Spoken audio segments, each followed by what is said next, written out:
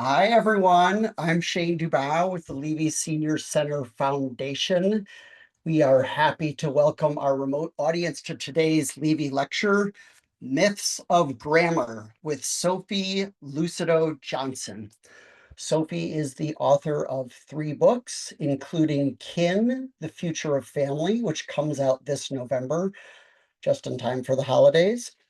She is a cartoonist for the New Yorker, little magazine. You might have heard of it. She has been widely published. She writes the best-selling Substack newsletter, You Are Doing a Good Enough Job. Sophie lives in Chicago, teaches at the School of the Art Institute, and keeps chickens and bees. Today's program is made possible by the Levy Senior Center Foundation and the City of Evanston. As always, we appreciate your support of the foundation as we continue to work to connect Evanston's community of older adults. As a reminder, we will have a Q&A after Sophie's lecture, so please feel free to pop any questions you may have into the Q&A feature at the bottom of your screen. In addition, Sophie may prompt you along the way during her lecture to use the chat feature, which is a different feature at the bottom, so you can respond to some prompts during the lecture. So 2 features, Q&A for after, chat feature for during. Before turning things over to Sophie, a quick story about how this lecture came to be. Basically, I was drafting some copy for the Levy Foundation annual report. I attempted to write a sentence starting with and, a sentence starting with and your fearless leader, Judy Newton, who is the Levy board chair, said, no, that's not right. That's not how she was taught in school. She was taught that starting a sentence with and was a no-no. Turns out, going all the way back to the Bible, starting sentences with and is and always has been grammatically okay. So how and why were so many of us taught just the opposite in school? And how can we free ourselves up, at least grammatically, to write and communicate more freely? Take it away, Sophie. Thanks, Shane. Thanks, everybody, for being here. I'm excited to talk about this. I feel like this is really a topic that's close to my heart, and I'm excited to find out about your experiences as well. So yeah, I will be prompting you a bit in the chat there, but feel free to participate at your leisure. All right, so we are talking about myths of grammar, everything from the history to the current day. And this is my first question, and I'd love you to take a second to type this into the chat. What's a grammar rule that you were taught that still haunts you? So if you're hearing this question and you're not sure how to answer, if you have an answer, start typing. We would love to see it in the chat. But for me, it would be something that when I hear it, I think, oh no, that's not how you say that. Or when you read it, you go, ooh, that's wrong. I think for a lot of us, the it's rule is haunting. I can't get that out of my head. So give you a second to take a moment and type that in the chat. Shane's was the and rule. And I'm looking at the chat. It does look empty to me. So maybe I'll give people another moment, but if not, I'll move into my own story and we can check back in as I go. I'll check back in as I go. Here's mine. Mine is hopefully, as in hopefully we'll be able to come to that event, or hopefully the grammar lecture will go well, or then hopefully I'll get the job. And yeah, let's see. It is fixed. Never begin a sentence with a preposition. We will be definitely going over that. Don't split infinitives. We are going over that one too. Less versus fewer. Yes, that one. I remember that from middle school, that being a big one. I think it's supposed to be. How to use commas. Who and whom. We're going to go over that one too. These are great ones. Never end a sentence with a preposition. I think that's true. Well, I guess you can do whatever you want. But yes, absolutely. All right, keep them coming. I'm going to talk about hopefully. Um, Todd was not taught grammar, so nothing haunts Todd, but is excited to learn more. Hopefully, we'll be able to go to that event. Let's talk about hopefully. I'm going to talk about hopefully. I remember learning this hopefully rule when I was, I don't know, in fourth grade, fifth grade. My mom was a grammarian. She was really into grammar. And if you use the word hopefully, you're not saying I hope, which is what one would assume. I hope we'll be able to come to that event. You're saying you will be able to come to that event and you'll be doing it with hope because hopefully is an adverb. So I was taught you can't say hopefully unless you're meaning it as an adverb, which no one ever does.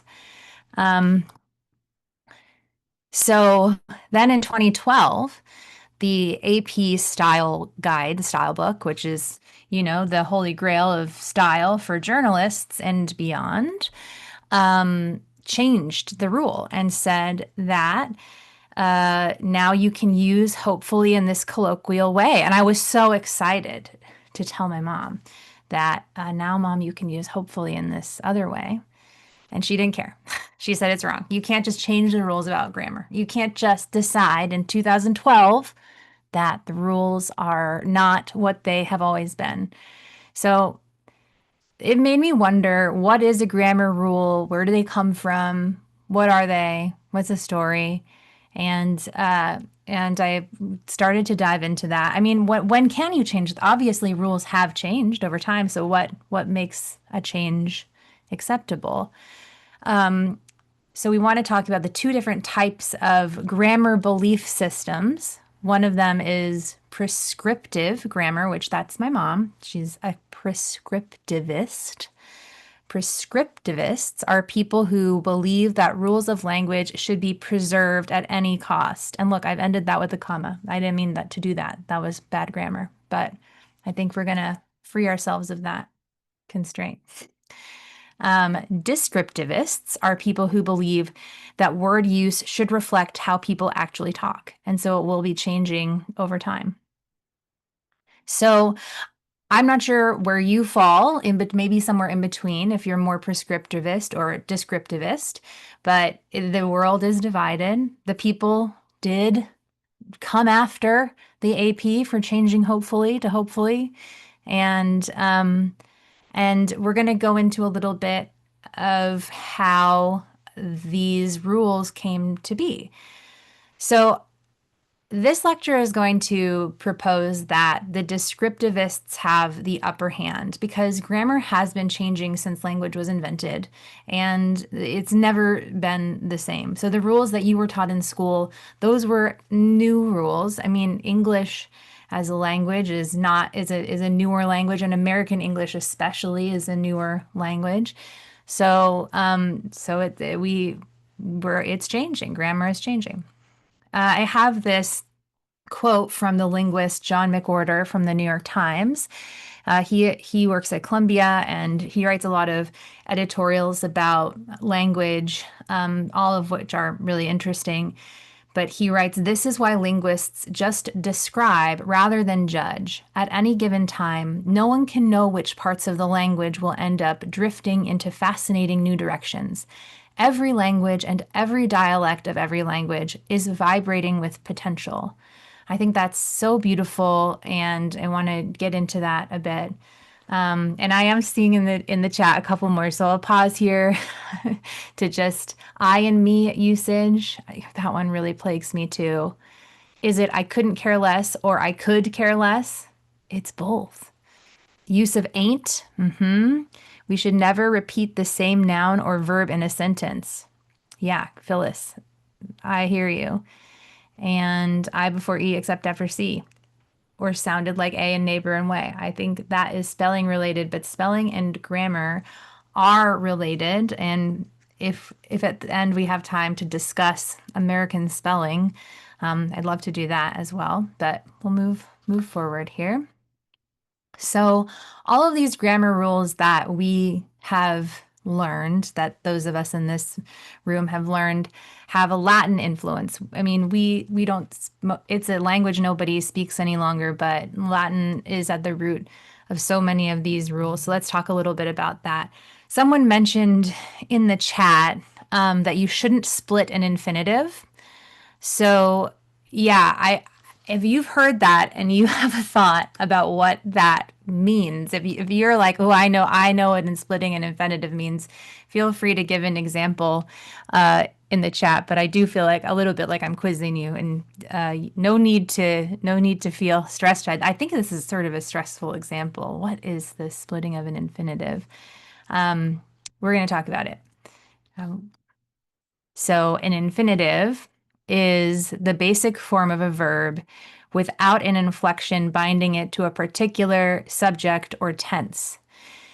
So, usually this manifests as to verb, like to read, to listen, or to go. So, we have two words there. To quickly eat. So, Patrick did a great job. He's split that infinitive to quickly eat. You've taken to eat and you've split those words apart. You're not supposed to do that, Patrick. You're in trouble. Come see me after the lecture. Yes, here's a couple other examples. You throw the adverb into the mix, but you put it in between the to and the verb. She tried to simply read the text. He was asked to solemnly listen. Star Trek aims to boldly go where no man has gone before. Sophie was about to foolishly split an infinitive. And there's a little meta infinitive splitting happening there. Why can't we do that? We can. We've already done it. But if you think we can't do it, it's because of Latin. So in Latin, infinitives are a single word. They're always a single word. You literally can't split them. It's not possible without, putting an adverb in the middle of a single word. So in the 18th century, grammarians decided, well, we shouldn't do that either. We want to keep our English as much like Latin as possible, even though English infinitives are actually two words. So they wanted to preserve this Latin idea that infinitives were single words, even though they're not. Here is Robert Loth. He was really into Latin grammar. He wrote a book in 1762 titled A Short Introduction to English Grammar that was very influential. He was a bishop. He believed that grammar reflected morality and reason. And he argued that English should aspire to Latin's logical order because English was vulgar and corrupted by usage and in need of refinement. He literally described double negatives as illogical, not because English speakers found them confusing, but because Latin didn't use them that way. So I'm sure we didn't talk about, I don't know that anyone mentioned double negatives, but I'm sure you've heard you can't use a double negative. And that's not because you don't understand it when someone uses one. It's because someone told you you can't because they're illogical. Well, they may be illogical, but language is about understanding and communicating. So does that really matter? So these rules were actually a lot about social mobility. Mastering proper grammar was how middle-class English speakers could sound educated and respectable. And in the 1700s and 1800s, grammar became a moral code. So if you had good grammar or proper grammar, then you were a good person because Latin was associated with the church and also academia. So learning Latin-based English rules signaled belonging to an elite club. And that was really important, as social orders were being constructed, and this was a way that people could evaluate who was good and worthy and who was bad and immoral. Meanwhile, everyone else, like working class speakers and colonized people and women and non-white English users, were told they were incorrect. Not because they couldn't be understood, but just because it didn't fit this sort of high-minded idea of what grammar was supposed to be. And it was really sort of designed to create a elitist club that would exclude anyone who wasn't, an educated white male. So the Latin rules were an attempt to freeze a living language and make it behave and to control it. Yeah. And the thing is that language is alive and it's always changing. And that is what is so wonderful about it. So these Latin rules are not really serving us. So here are some Latin rules you've probably learned, and I'm going to explain how they originated and how they come from a Latin idea that is no longer relevant in English. Don't end a sentence with a preposition. Yes, we've talked about don't end a sentence with a preposition. A few of you mentioned that in the chat.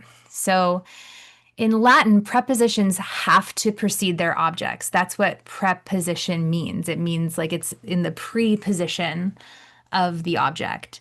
So I don't speak Latin, and I'm really sorry. I will absolutely mispronounce these words, but you can see them on the screen.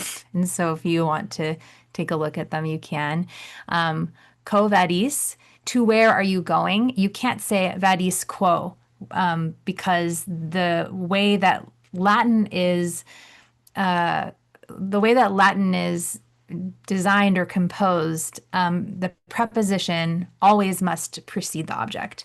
English syntax naturally allows for, sorry, I have to move my face here over to the side. Can't see stranded. English syntax naturally allows for stranded prepositions. So what are you talking about? Feels totally natural. You understand what I'm saying.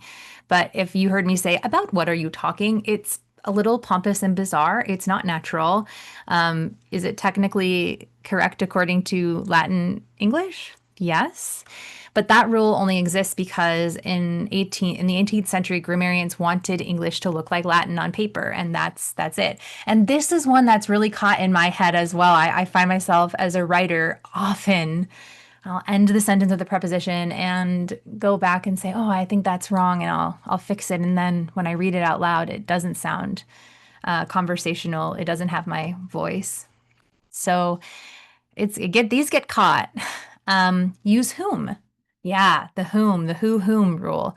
And I don't know about you, but I feel really superior to know when to use the word whom. I feel a little bit better than everybody else because I know the rule. But in fact, it's kind of a silly rule. Latin marks every noun and pronoun for case. So it marks if something's a subject or an object, et cetera, et cetera. And so grammarians wanted English to preserve that distinction, even though English didn't naturally have the distinction. So English, oops, sorry, here we go. English is losing case endings. It's a natural simplification process. So whom is now disappearing because we no longer need it. It's not necessary to understand what you're saying. This is just a rule that exists to preserve a sort of quirk of Latin. To whom am I speaking feels formal, and who am I talking to feels normal and clear. I don't think anyone would not understand you if you were to say that. Never split a subject into verb. So that came from Latin's inflected endings. So Latin is a cool language, and it tells you at the ending, it tells you who is doing what. So word order is flexible. When English grammarians tried to make English mirror Latin structure, they discouraged any interruption between subject and verb because in Latin, the ending would always tell you who was doing what. So despite appearances, my cat loves a bath. You wouldn't say my cat, despite appearances, loves a bath. Both work in English. English needs word order to carry meaning, and sometimes rhythm or clarity demands an interruption. So actually, if you've heard this rule, it isn't technically a rule in English that is followed. As Shane was discussing with the and at the beginning of a sentence is also not a rule in English. I think that's the next slide. Yep, here it is. Don't start a sentence with and or but. You've probably heard that before.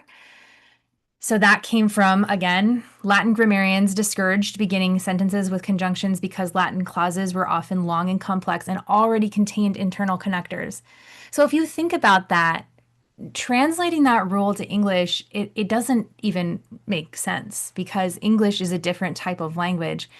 Because in Latin, all of the clauses were so complicated, it just wasn't necessary to begin with an and or a but because they would exist inside the sentence. English is a different language that works differently. Short sentences that start with and or but are clear and conversational and work in the sentence. So the rule was about rhetorical style and not grammar, and it's been misapplied for centuries, and it's not technically a rule at all. That's just not a rule. Who knew? And I think, yes, it is in King James's Bible, the and but rule. So when people say that's not proper grammar, usually what they mean is that's not Latin grammar.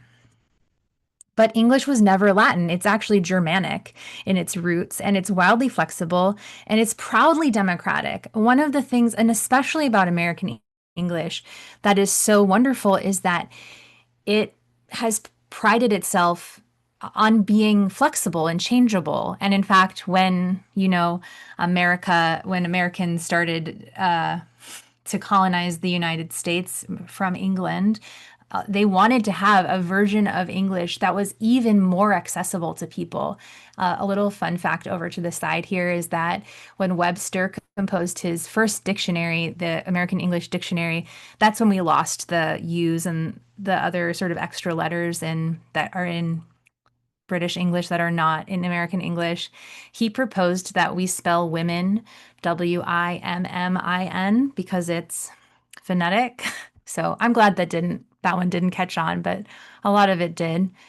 He was trying to simplify things. So every time we relax one of these old Latin rules, we make English more itself again. So if you've been feeling like, ooh, I'm clinging to this rule, somebody told me at some point this is how it had to be, I invite you to let it go. It's important. It's you doing your job as a human, a participant in our project of evolution to be allowing language to live and change. So I'm going to go a little bit more into the politics of this, the class and gender and power dynamics that are at play here. This is an important question, and it's across more than just language. So I've been teaching for the past 17 years. I've taught everything from kindergarten to college students, truly every grade in there. And I was an English major in college, so I had a really strong sense of why grammar was important and what was proper. But until I taught students who had different backgrounds from my background, I didn't really ask myself this question: who decides what's proper? Who decides what's right? It's an important question. So it might not surprise you that early grammar books were written by elite white men, pretty much exclusively. This is early. Grammar became something that belonged more to women a little bit later, but at least in the beginning. They positioned their own speech as the standard, and everyone else's English was labeled incorrect, vulgar, or lazy. That's just because it wasn't their English. Oh, look at that school guy and all of his pupils. Since the 18th century, proper English has been a way for the middle class to signal education and morality. It's been a tool that helps people climb socially. It still is. It still works that way. And it is a signal to say, I belong to a higher class, not a lower class. Working class speech and regional dialects have been stigmatized because they reveal class origins. But this is sort of this is a larger problem with inequality and inequity that spans tons of different categories outside of just language. Oh, My Fair Lady. There she is. She's so fair. She is so beautiful in that movie. Beautiful voice. So, in etiquette and education manuals, correct English was equated with also femininity, refinement, and self-control. So that's really the plot of My Fair Lady, is just if she can learn to speak quote unquote proper English, she will be more feminine and refined. And I think, the the moral of the story really, I guess it's up for debate, but is really that she needed to do that in order to take her rightful place in the hierarchy of social orders. Men's speech could be plain or forceful, while women's was supposed to be pleasant and grammatical, and that was ongoing and until very recently, and some would argue is still ongoing. Grammar instruction reinforced gender norms. So to speak softly, properly, and not take up too much space, that was important if you were to be a good woman. Women and women and marginalized speakers get told that they sound unprofessional when they have something like vocal fry or uptalk or slang. So I just read my audiobook recently and I was hyper aware vocal fry is sort of at the end of sentences when you have a more feminine voice, you can hear like a little growl.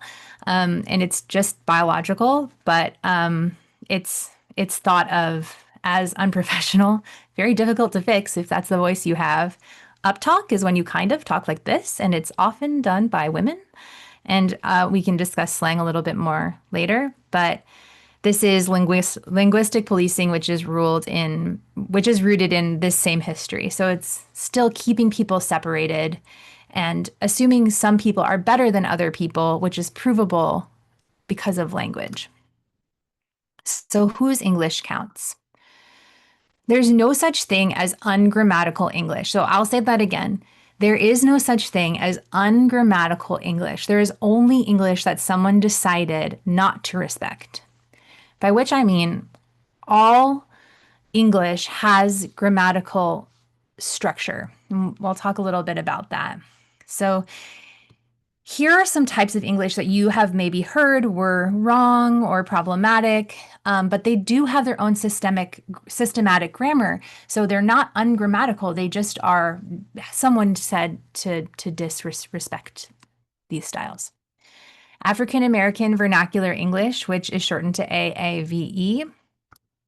Chicano English, Spanglish, Global English. Global English, I had to look this up, is when you speak and leave out cultural markers that would exclude any group. So it's a very neutral type of English. Cajun English, regional dialects like from Boston, New York, Chicago. We have some of us have it, have that. I'm from Oregon. We probably have a regional dialect also. All of these have systems that are consistent. They're just not the systems that you learned were right. So language policing is functional. It maintains social hierarchy.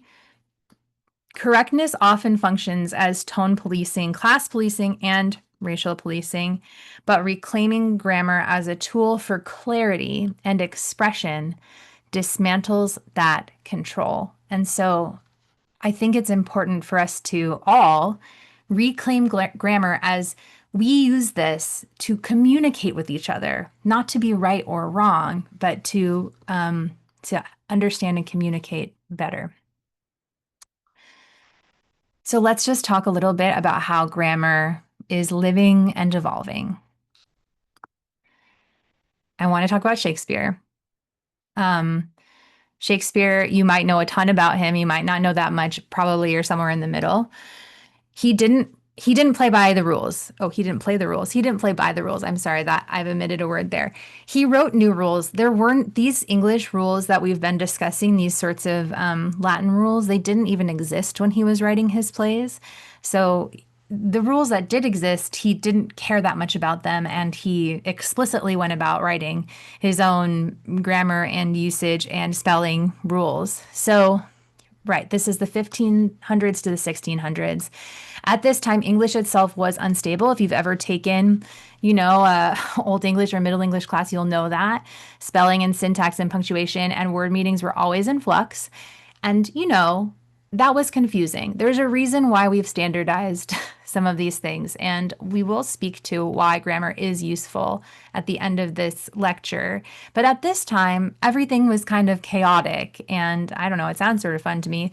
There were no grammar books. They didn't even exist. The first English grammar manuals wouldn't appear until decades after Shakespeare died. So all the people who were creating during that time, writers and printers and speakers, were just inventing rules as they went. And that sounds kind of cool to me. It actually sort of reminds me of the internet.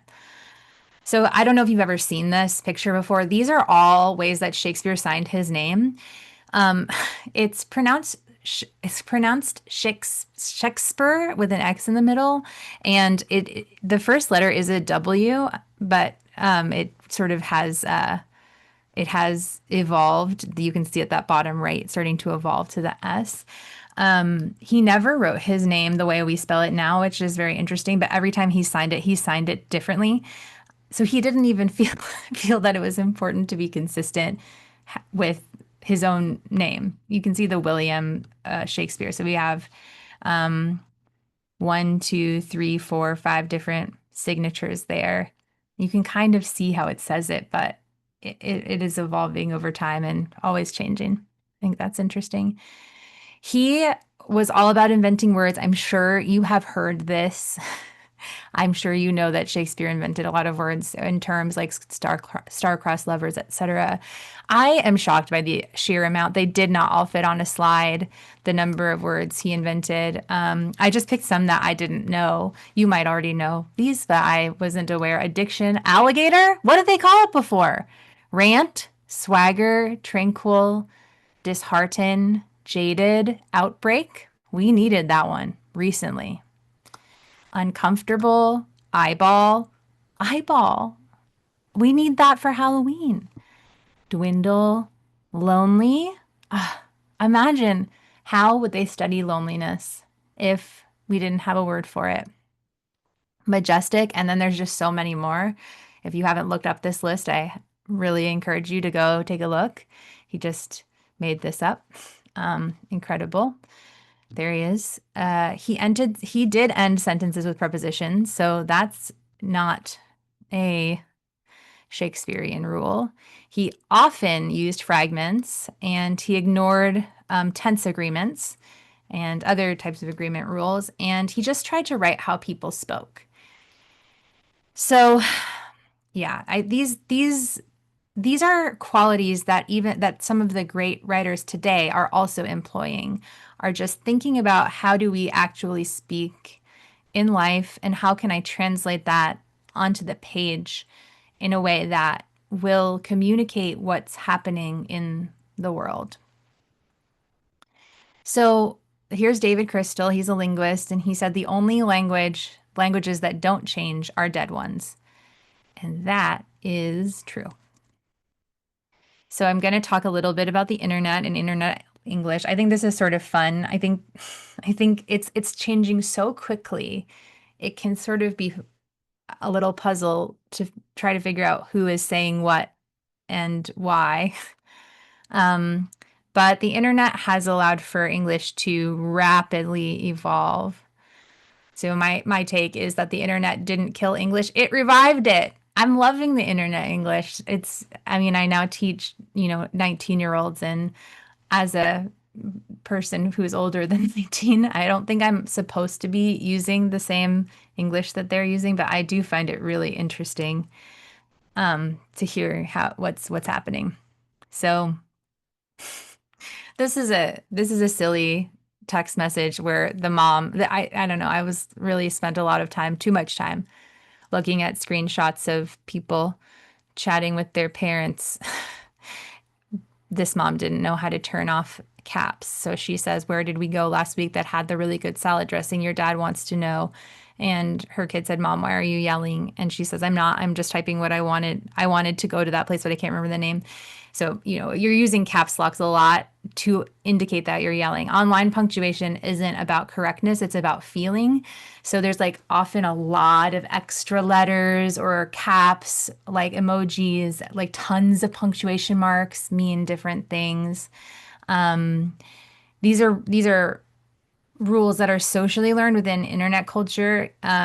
Just when you when you free yourself into letting yourself just use however many letters and punctuation marks as feels right, like it's almost poetic to enter that mind space.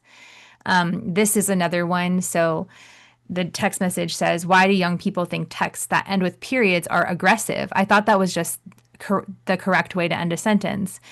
And the response says, "Well, there are a few reasons, but basically you don't need them to indicate that your message has ended. So to include them comes off as weirdly formal." So, and you can see that in the text message, because the message itself has ended, the message capsule stands in for punctuation, pretty often. So you no longer actually need a period. It's not useful. It's like a redundant punctuation mark. And now when you add one, some people will say, "Oh, that feels like you're being aggressive. You're have a hurtful tone." So they've almost totally eliminated that punctuation mark in the text world. I was thinking about the different ways that people write okay. And I think there's actually a lot more. I think I often write okay, k, k, k, k, k, k, k, k to mean like, all right, I guess so. But here we have okay with two Y's. Sounds good. Everything's cool. Okay just means okay. Okay, dot, dot, dot, which means okay, and you might not like what comes next. Okay, dot, dot, or okay, question mark means you don't make any sense. Okay with just the letters O and K means fine. And it could actually mean not fine. You have to figure out what fine means. And okay period or K with no other letters means I'm mad at you. That's what that means. All right, let's see. Yeah, this one too. To type I love you and to type love you are two different things. I think this is the way that we're experimenting with grammar in 2025. I think I don't even need to explain why those are different. I love you means something really serious, and love you just means like, see you later. I care about you. You're my friend. And it doesn't translate the same way when we're speaking. So it's interesting to see how it's evolved online. This is another one. This person wrote, I love you. And then this other person wrote, ILY2, which means I love you too. This person sent an emoji of a gun and said, say it properly because ILY2 is not good enough. I'm not going to read all of these, although I will. I hope it's okay, Shane, for me to send my my slides to everybody. But I have noticed, some using the emojis in different ways have allowed a lot of young people to find belonging with each other by using sort of a picture code to mean something that others won't naturally assume. When I was looking up more more sort of emoji meanings, I found a lot of sort of troubling scare tactic articles about different emojis meaning different types of drugs or sex acts, and that's fine. I don't know how true all of that is.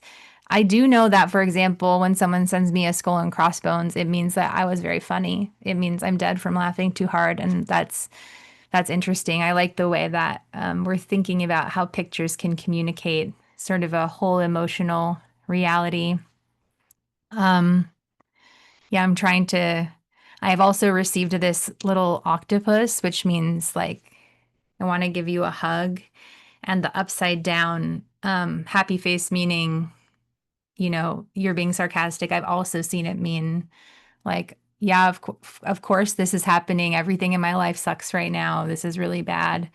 So it's just interesting to see how people are taking this new keypad and letting it become its own language. There's so many more. There's so many more than just the ones I have here. And then I just wanted to get quickly into meme grammar. So meme comes from actually an old Greek term mimetic, which just means an image or an idea that repeats over and over again. And in recent years, it's been shortened to mean to meme. And meme is an image, usually an image, although it can be something else. It can be a phrase that maybe is slightly changed on each iteration to mean to sort of communicate different ideas. But it becomes a meme when you see it over and over and over again. So the meme has to do with the over and over again. Memes have their own grammar, and this cat is a really famous meme. I just found it by Googling meme grammar. So here's one that you maybe have seen, maybe not. The meme is the grammar, it's not the image. So it's you type literally no one and then a colon. After that, it's blank. And then you say something like me or vegans or Egyptians. And it means like nobody, apropos of nothing. Apropos of nothing, here is something. So literally top left, literally no one, me, I'm sorry. This indicates like a person who apologizes way too much. Literally no one, vegans, hi, I'm vegan. That is about how vegans love to tell you that they are a vegan. Literally no one, Egyptians, you want pyramids? So this is a joke about how nobody asked the Egyptians to build such ornate structures, but they did it anyway. There's hundreds of thousands of these.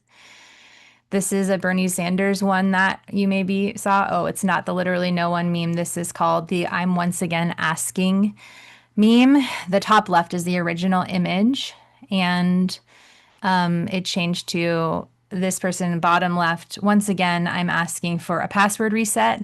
This is a joke about how we're always forgetting our internet passwords. Top right, they added some visual details. I'm once again asking for you to fill my food bowl because your cat always wants more food. When you tell people you just want cash for your birthday, and then this is a slightly different grammar, you're supposed to then read the original image. I am once again asking for your financial support. It's a twist on the joke, taking the original image and putting the joke before it. So that's another way that meme grammar works. I don't know if you've heard this one, so I wanted to talk about it. It's come and gone. It's no longer in the zeitgeist, but last year it was very big to say it's giving. So it's giving. Bottom right sort of goes with the origin. This is from drag culture, and it starts with like you're describing something and you would maybe start by saying like, oh, this is from the 60s, but oh, that sweater has circus vibes. It's giving me Disney vibes. And then we get rid of the me. It's giving Disney vibes. It's giving Disney. So it's giving, you would sometimes use to sort of indicate that something is like something else. The meme is this closed eye lip image, which harkens to queer drag culture. It's giving thanks is taking the meme into a real joke realm for Thanksgiving. It's pretty funny. And there's the giving tree. She's got the it's giving face. So if you hear someone saying that, that's what they're talking about. All right. So why does this matter? Especially for any group, but why should we care about internet language? And it's because language is belonging. When you are sharing a language, you're belonging to a group. And that's why so many dialects are different. And it's really important. Belonging is a human need. It's essential to our species. We need to belong. And so language is an incredible tool we have to belong to groups. If you've heard this before, I'm sure you have, but if you haven't, code switching refers to when you're shifting between languages, dialects, or registers, depending on your audience or your setting. If you've never felt like you have to change the way you speak based on who you're speaking to, that would indicate that you are in the dominant social group. But most people belong to multiple identities and have to shift the way they speak based on who they're talking to at any given moment. It can be really exhausting. I'm going to talk about the pros and cons of code switching here. Here's an example of code switching. So in academic language, if you wanted to fit in with your academic friends, you might say, I concur with this assessment, or you might write that in a peer-reviewed journal. If you're trying to be conversational, you would just say, I totally agree. If you're on the internet, you might say same thing, TBH, LOL. TBH means to be honest. LOL means laugh out loud. If you were writing it in text, you might just say same with a bunch of E's at the end, which would be pronounced like this, same. And dialectical, ain't that the truth? That's traditionally AAVE dialect. Pros and cons. So for many people of color, multilingual speakers, and queer folks, code switching can mean adjusting to dominant norms to avoid judgment or exclusion. It means you can belong to multiple spaces. And it's protective. It helps you adapt to unequal systems. It's important for people to be able to feel like they belong when they're in a space that is necessary for them to stay safe.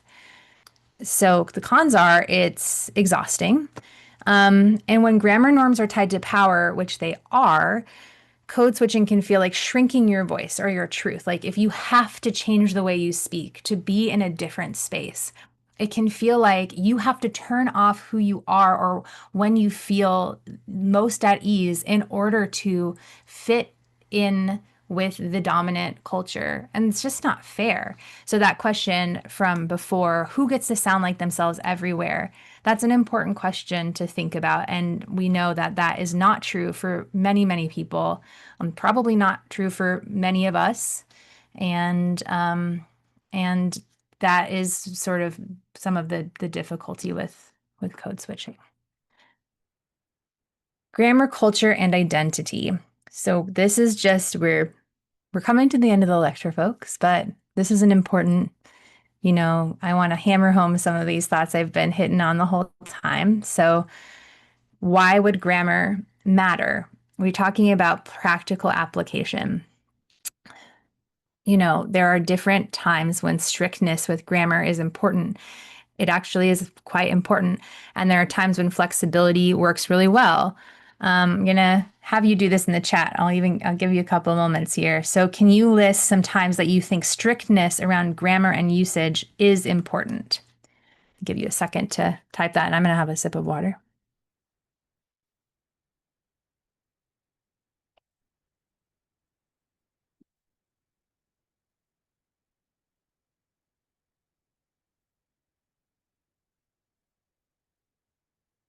Formal presentations. Sheila says formal presentations, definitely.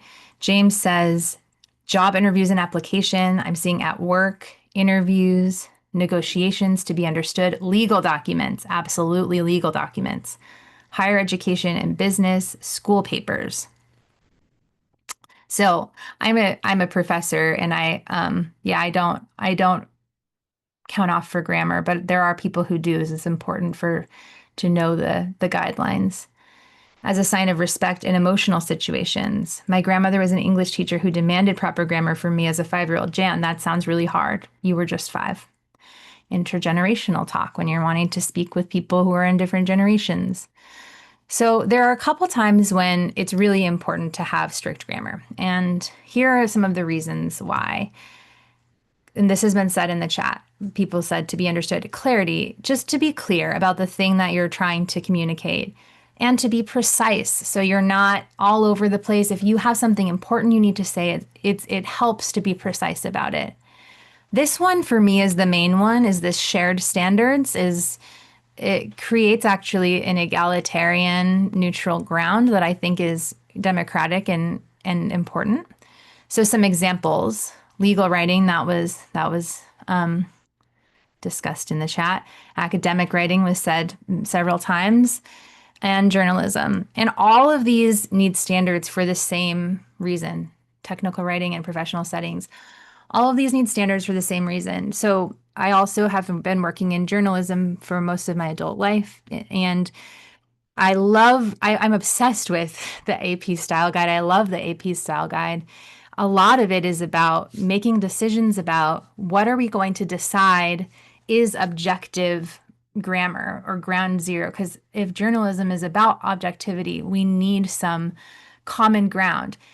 It's all well and good that Shakespeare made up a whole bunch of rules, but if you've ever tried to read an Old English or a Middle English document, that's very frustrating because there's so many different spellings of words. You can't be sure. You have to go back and forth. It's sort of like reading a secret code that is written totally chaotically.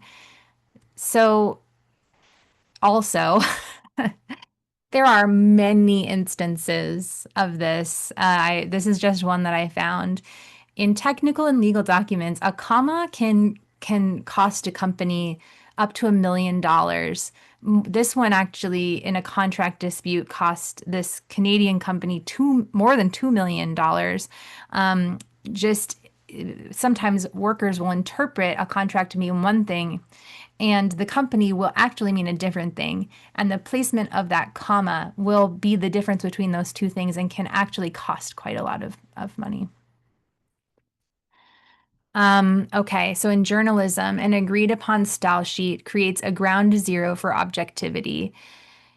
This really matters to me. I think it's important that a clear, evolving style sheet ensures equitable, fact based language choices rather than case by case guesswork. And it helps journalism move more quickly so that the truth can be conveyed in real time. There's no back and forth. It also just helps for the article or the piece of news that's being conveyed to be about the content and not about the container. There was a moment in 2020 where the AP and the New York Times changed their writing style to capitalize the B in black. And this was a very big decision. Their editorial board discussed it for weeks before making this choice. Now, most journalistic organizations recognize this capitalization, and the choice indicated a common belief in the newsroom having to do with respect for a disenfranchised group. And this conversation is ongoing. I mean, I'm saying this in a moment where style guides are also reconsidering changes again. And we're talking a lot about diversity, equity, and inclusion because of what's going on in the politics of the country right now. So having these conversations is valuable and important, and grammar is an interesting and fruitful place to discuss common values. All right, we're going to do one activity and then we're going to move to questions. So the activity is let's loosen a sentence. I'm going to give you a sentence. I'd like you to, in the chat, try to write it differently so it's a little bit more loose. And this is just an exercise in letting go of some of our grammar conventions. There's the sentence. The weather was inclement, resulting in a delay of travel plans. And please feel free to take this in whatever direction you want. Read some of them out.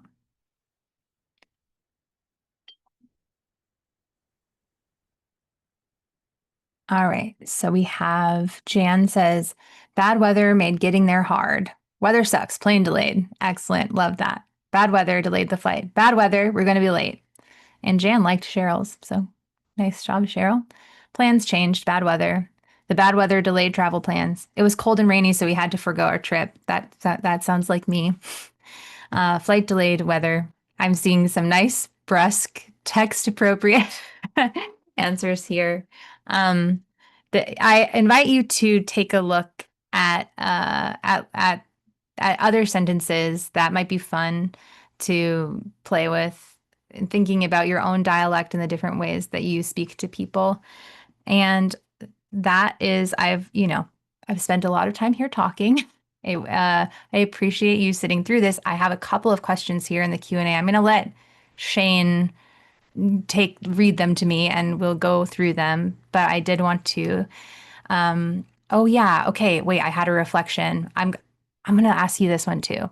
And if you have any questions, take the opportunity if you'd like to put them in the Q&A. But I'd love to know if you have one rule that you're letting go of. Letting go of itself is it should say one rule of which you're letting go.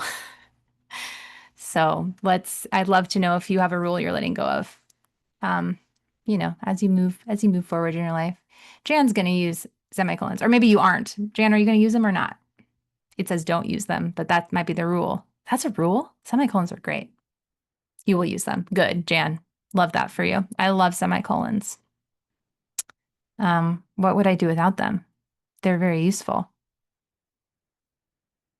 You can take your time to throw that in the chat. In the meantime, I'll let Shane, if you don't mind jumping back on here, Shane, to tell me what questions would be useful to answer here. Hey, everybody. Sophie, amazing. I'm blown away. Loved every minute of it. I'm going to give folks some time now while I ask you some questions, Sophie, to add some additional questions into the Q&A. So we're shifting over now from the chat feature to the Q&A feature. So just a different spot on the bottom of your screen. So I didn't learn to read and write till fourth grade. Decades later, I discovered I have some learning differences. So I learned grammar by sound.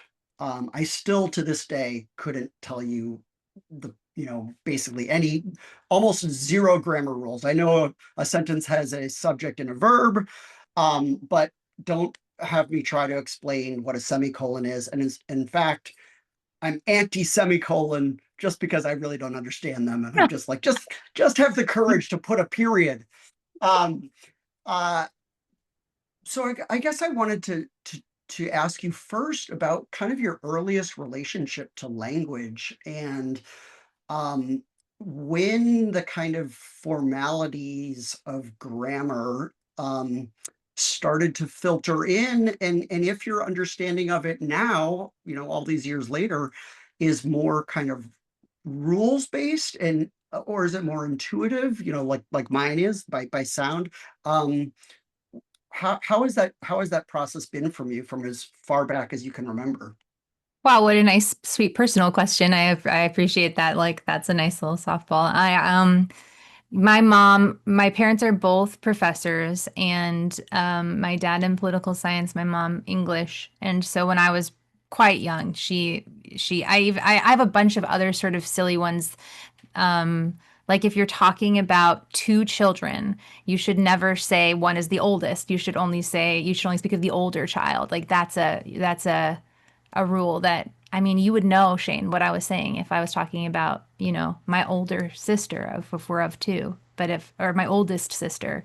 But when it's two, you're supposed to say, there's all of these rules, and she was very strict about them and she'd sort of laugh like, well, I can't even talk to you if you're not going to you use the proper grammar. And I feel like she was taught that. I think that was her upbringing, and then I really liked it because it feels like a puzzle, and I feel like a lot of us might feel that way. It's like quite fun to it makes you feel good. It's sort of like doing crosswords. Like it tickles your brain to know the rules and be able to follow them. And I love when someone misuses a who, and I can just in my brain tweak it and put the whom there. But it's a Latin rule. I believe the things in my slide that these rules don't really matter. They're antiquated and not they're useful in certain situations, but mostly not. It's been teaching in public schools that has changed my mind. It's so much more important that people can communicate with each other and explain what they need and what they want and what they can do and where they are than it is that they do those things with a type of grammar that was established by a bunch of people hundreds of years ago was correct or not correct. And the grammar can get in the way of the communication. And you see that with children a lot, where they are terrified of getting it wrong and they sacrifice expressing their needs. And so now, teaching college English, I see it a lot, especially with English language learners, that they won't even write the paper. Or worse, they're going to put it into ChatGPT, which is such a bummer. It happens nonstop because they're so terrified of getting it wrong that they lose the critical thinking of doing the writing or writing through the thing. They know how to say it. So I often tell them, record it, like just talk to me about it, put it in a voice memo and then type it out. Let's just see what it sounds like because I want to know your idea. That's important to me. Your idea is important to me. The grammar is just sort of it's a puzzle. It's like math. It's a set of rules. I don't really need to know you can follow them. There have been questions and a lot of statements also too in the chat from folks who are saying this is sometimes important, and I agree. It is important in a lot of settings that people pay attention to grammar. There's this push and pull of sometimes we need to follow the rules so that we can join, so that we can be a part of the change. You can't even get into the room sometimes when you don't know the rules. There's other times when, if you're in a place that's safe, you can grow and expand your thinking because you're freed from the rules. So I love the way you learned grammar, and I think people should know you're an incredibly accomplished writer, and that outside of just not needing to know those formal rules, like you've been able to build a career around that. There's been a way in for you. So there is usually a way in for people if they're passionate and thoughtful. I just don't want people to feel scared. That you perfectly anticipated the next thing I wanted to circle back to, which you already have touched on a lot, but I had such a visceral response to kind of one of the points that you discussed. I used to teach on the west side of Chicago, all black school, public school, kids coming from really difficult circumstances, and just the whole school and the whole neighborhood around the school, just like steeped in uh, black vernacular, often kind of carried up from the South. Um, and I ran the writing center there, and I just found it heartbreaking and confounding. How do you tell kids, high school age kids, teenagers, that the way they communicate is wrong, or that it's not good enough, and that they have to code switch to get a job, or to make their way in the world. And I tried to, as best I could, communicate that this is not, that the way you are speaking is wrong, or the way that you're writing is wrong. It's just it's not how you're going to kind of get a job and go to college and etc. There's just sort of like this game you have to play, these rules you follow. And I understand that your kids are probably more sophisticated and older, and the School of the Art Institute is probably much looser because we have like all kinds of creative ways of expressing ourselves.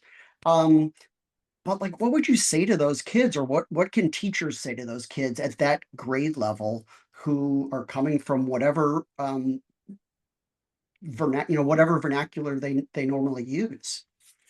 Yeah, I mean, first of all, I SAIC is I've been working in public schools mostly as well. So this is a new SAIC is a new teaching environment for me. But I have friends who work at other colleges, and I would just quickly add, I do think these changes in how we think about grammar are starting to enter the academia, and I'm seeing more teachers. Our writing center at our school does not do grammar at all. I think I'm seeing more teachers at an academic level. I mean, I have a friend who does not do grammar at at Yale. So I know that this is it's not every teacher. It's just as time goes on, these thoughts about grammar, and I think because of the internet and internet grammar, like I think that has to do with this change starting to take place on an institutional level. So that's not your question, but I do think it is starting to shift. Your question's really complicated. I have also mostly worked with Black students. Most of my teaching career took place in New Orleans, Louisiana, and yeah, this is a topic that I have trouble talking about with like and staying steady. But I want people to know that, so my first couple of years teaching, I taught high school, and the majority of the students I taught are no longer alive because of the circumstances of violence in New Orleans and in a lot of communities. And I think I have this really strong feeling that communication is essential, and anything that we can do to keep people communicating is essential. On top of that, like what you're saying about a dialect is essential, and we don't want people to unlearn or like eschew their dialect. I'm saying eschew. That's my dialect. I mean that's I grew up with that. I love my background, my upbringing. This is like that's my family, and it matters that I hold on to that. You And were in a shoe family. yeah, I wasn't in a shoe family. But it matters even more to people who are not in the dominant group, that, they continue to hold on to whatever dialect they grew up with. Your job as an educator is to say, hey, what are your goals? Like, what would you like to do with your life? I think often you'll hear students say, like, I'd like to make some money. And then it's like, okay, well, how? And that is a good goal. How would you like to make some money? What are some of the thoughts you have around that? Right now, honestly, a lot of the money is in trade schools. You don't actually need to have excellent grammar to be an electrician. You have to be pretty good at math. It's very hard to be an electrician. So I think, you're talking to the kids about what are your goals? How do we get you to them? If your goal includes going to an institution of higher learning or getting a graduate degree, yes, we're going to help you code switch and learn this proper English grammar as though we're teaching you another language. And in terms of, allowing them to continue to have their own dialects, like that is also that's a whole cultural, that's we all have to, everyone, not just educators, everyone has to be of the understanding that dialect is important. I do think that people know that. I mean, and especially the students I worked with, like they knew that, their families know that, like they're talking about that.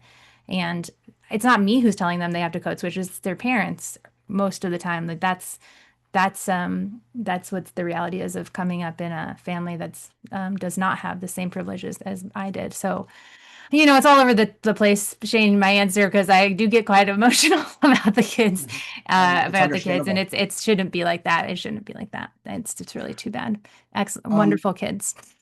yep, I'm with you. There's a question in the Q&A that hopefully you haven't already spoken. I somehow missed it. Mm. Um, how are you handling they them pronouns Yeah. in sentences in which there's a singular subject? Yeah, that one my mom is having trouble with too. And I think early when that started to be common, when it started to happen a lot in my classrooms, it was tricky for me also. It's not it, it makes sense that it's tricky. It is something we learned as a plural pronoun. So it makes sense to feel challenged by it. Shane, sent me an article, another one by that same New York Times linguist who he recommends capitalizing they when using it as a pronoun. I like that suggestion. I haven't seen it popularized yet. Um, I I hear that it's hard to learn to change the way we think about pronouns.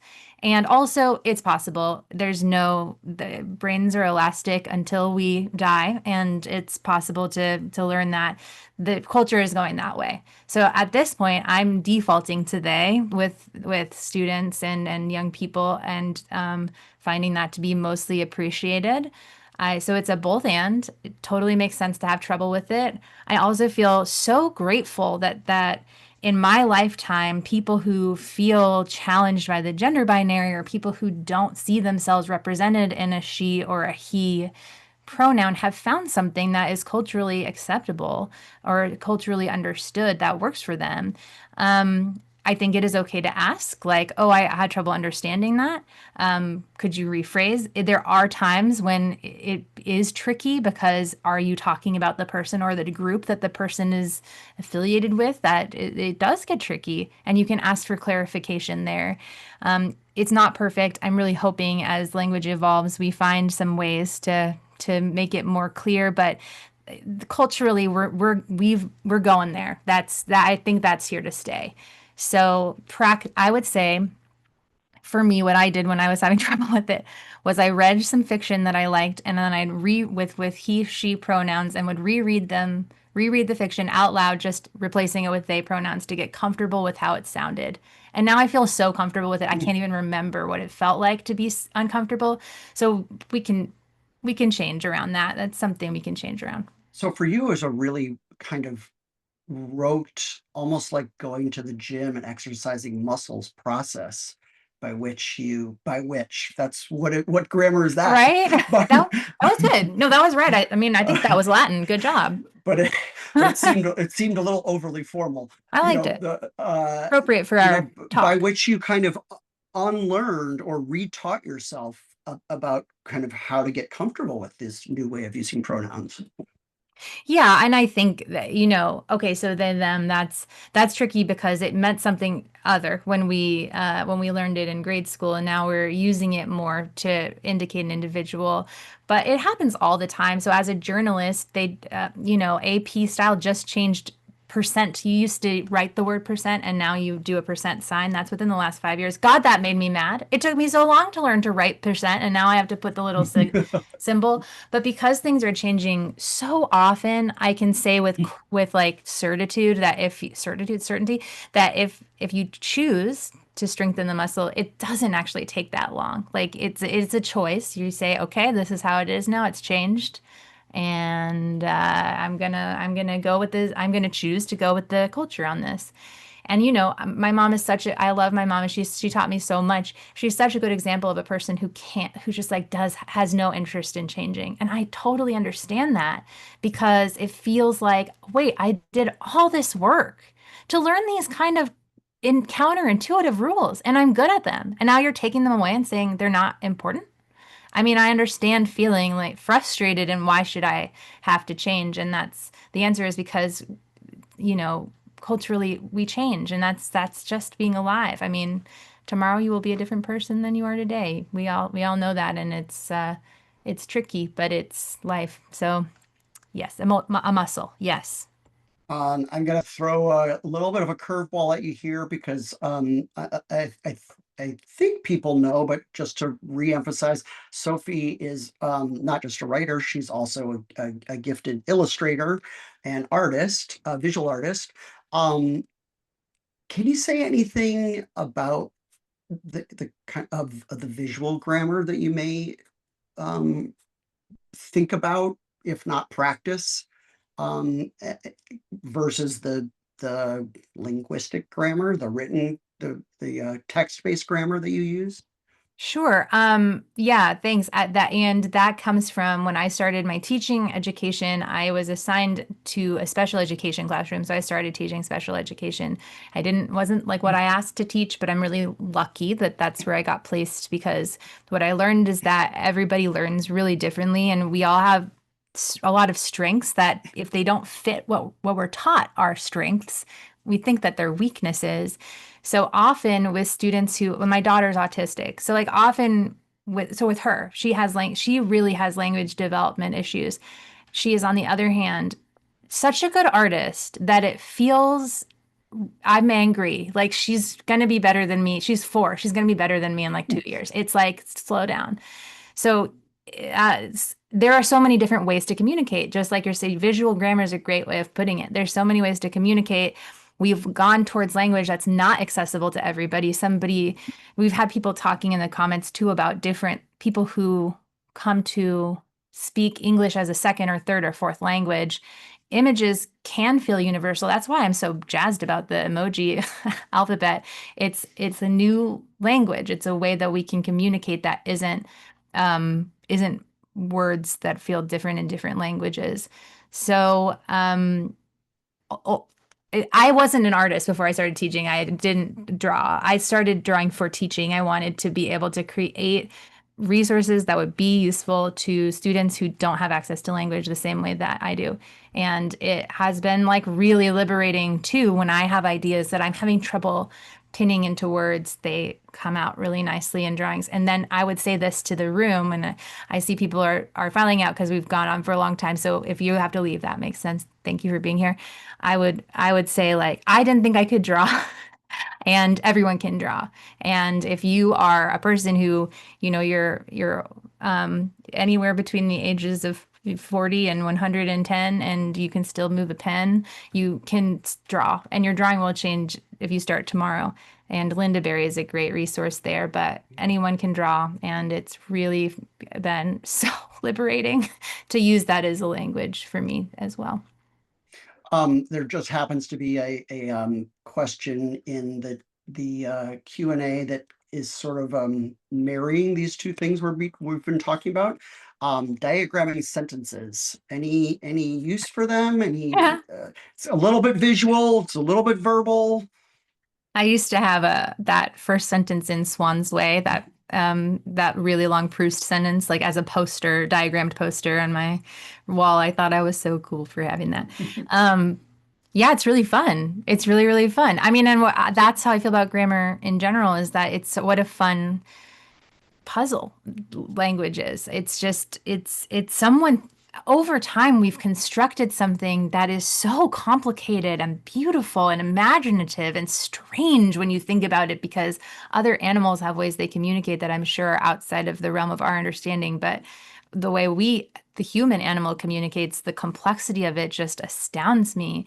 And so, yes, to diagram a sentence is, it's really interesting. It helps you learn how language came to be and how it's come to change. Same with etymology. Wow. I mean, just spend some time with any word that you use and trace that back. So at some point, it all got invented, and that has not, it wasn't a single person who did any of that. I mean, Shakespeare probably did the most of anyone, but mostly it's just collaborative. It's this beautiful, like, lifelong anthropological collaborative project. We all have the markers and the poster board, and then we're making it still. So for fun. And I think fun is like a really good reason. And just to, yeah, to understand where we came from, where we're coming from as things are changing. I'm very pro diagramming a sentence. Let's do it. All right, one last question, because you did mention diagramming sentences as fun.